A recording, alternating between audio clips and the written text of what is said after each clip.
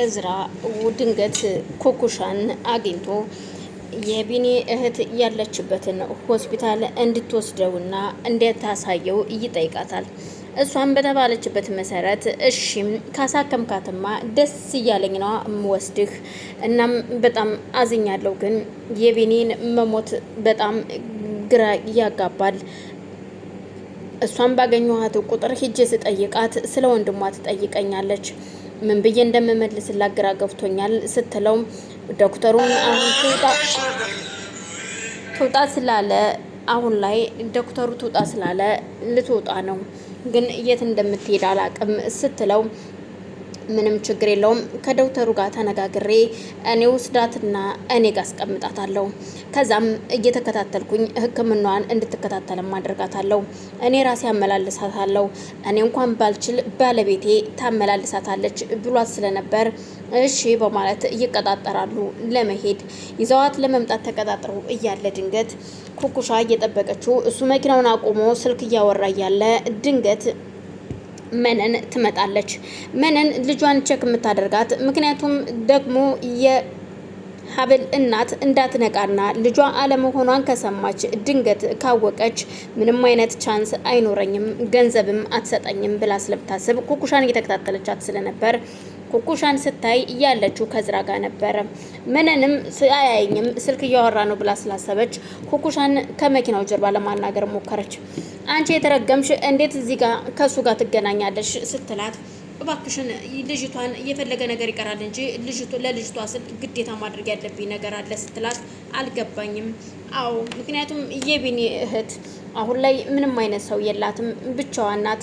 ስለዚህ እሱ ሊያሳክማት ነው ስትላት እና አሁን ለማንኛውም ስለኔ ምንም ነገር እንዳትነግሪው፣ ምንም ነገር እንዳያቅ ስትላት ምንም ችግር የለውም ሀሳብ አይግባሽ፣ ግን ችግሩ ምንድነው የሚል ጥያቄ ነበረ። ምንም ችግር የለም ግን በቃ ነግርሻለሁ፣ ሌላውን ነገር ሌላ ቀን ነግርሻለሁ ስትል ከወዳ ደግሞ የት እየሄደ ነው ከማን ጋር ነው የሚቀጣጠረው ብላ የምታስበዋ አጸደ እሱንም በርበር እንዳተደብቃ እያየችው ነበረ። እናም መነንና ኩኩሻ ቁመው ሲያወሩ ቆይቺ ኩኩሻና መነን እንዴት ሊገናኙ ቻሉ የሚለው ነገር ግራ አጋብቷታል። ብቻ ግን መጨረሻቸውን ማየት አለብኝ ብላ ስላሰበች እዝራም ስልኩን አውርቶ ሲጨርስ ዘወር ሲል በጣም ፊቷ ተደናግጦ ስለነበረ ምን ሆነሻል ኩኩሻ ችግር አለ ወይ ሲላት አዎ ግን በቃ ተወው፣ እንደውም ሌላ ቀን እነግርሃለሁ አሁን አይደለም አሁን በቃ እንሂድ ሲላት በቃ እሺ እንሂድ በማለት መኪና ውስጥ ገብተው መንገዳቸውን ጀምራሉ።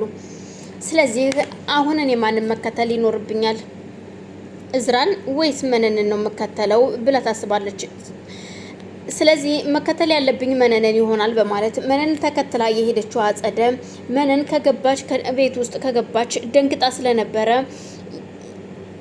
የሀብል እናትም ምን ሆነሽ ነው ወይዘሮ መነን ምንድነው ችግር አለ ወይ ደንግጠሻልሳ ስትላት እብድ እንደተከተላትና እብድ እንደማትወድ ትነግራታለች።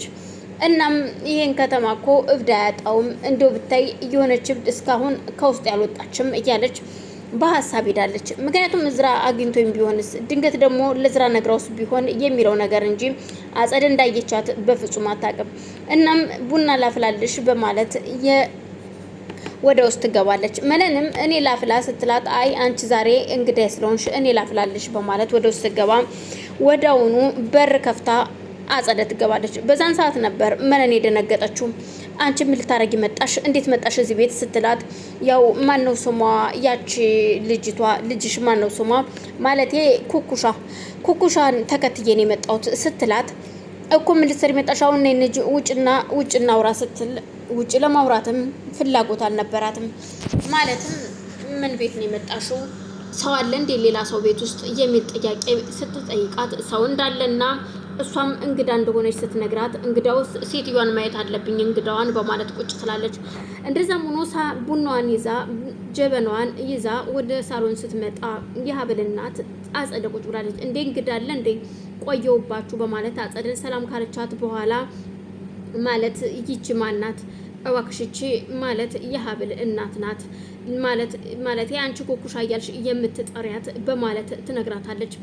አጸደም ትደነግጥና አንቺ ይችን የመሰለች እናት እያለቻት ነው እንዴ ካንቺ ጋር እየተቆራመደች እየኖረችው እያለች እሷን መናገር ትጀምራለች። በዛን መሀል ሁለቱም ግራ ተጋብተው እርግጥ የሀብል እናትም ብትደነግጥም እንኳን ግራ ተጋብታለች። እመነን ኩኩሻ ከእዝራ ጋር ተነስተው እንደሄዱ ልጅቷን ይዞ እዝራ ወደ ቤት ይመጣል። አጸደና የወንድሟ ልጅ አሉ።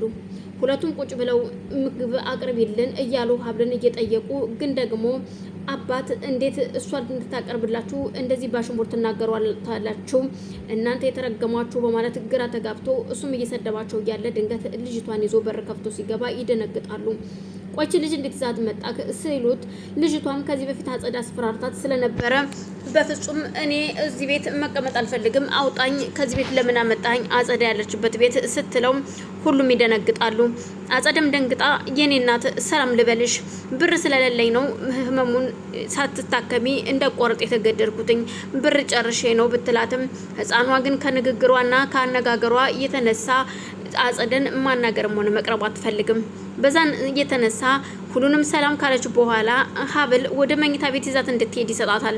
እናም አባቱን በግል እያናገረውና አባቴ ይች ልጅ ወንድሟን አጸደ እና ይኸው እህቴ ናቸው ያስገደሉት እስር ቤት አስገድለውታል። እች ልጅ ወንድሜ ጋር ውሰደኝ ብላ ነበር ያመጣኋት፣ ግን ደግሞ አሁን ከየት ብዬ ወንድሟ ጋር ልውሰድ ሲል አባት ይደነግጣል። አሁንም የሴራ በፍጹም እኛ ያደረግነው ነገር የለም በማለት